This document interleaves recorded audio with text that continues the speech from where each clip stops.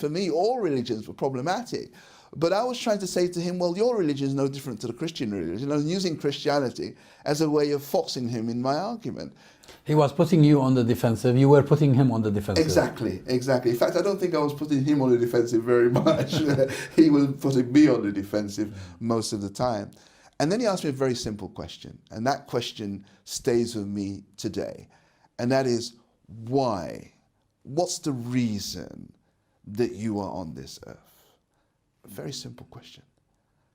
And of all the years of being a journalist, intelligence and being able to answer questions, and I couldn't answer that question. There didn't seem to be anything that made logical sense in answer why we were here, why we were created, what's the purpose of all of this. And he said, and he was very confident, he said, I know. And I was fascinated. You know? How comes I don't know? You know, and I'm a journalist of standing and all this kind of thing, and you know? Yes. So he quoted the ayah, of course, وَمَا خَلَقْنَا وَمَا خَلَقْتُ الْجِنَّ وَالْإِنسَ إِلَّا لِيَعْبُدُونَ.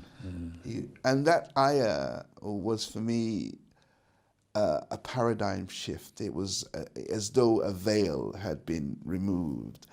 And yes, it just made sense. I wasn't going to worship a man. I wasn't going to take the teachings of a particular area of the world. I was going to worship Allah subhanahu wa ta'ala. And the only reason that Allah made us here was to do exactly that. And so it all made sense. It all made sense. You know, you cannot but feel really sorry for people who don't come to this realization, because our life would be in vain.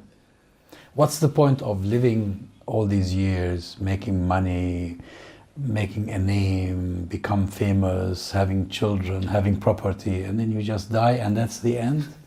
Well, that was my question. How could it be like that? What sense was there in that? So did you embrace Islam there? Well, in my heart I did. But it took you a while afterwards. No, not that long.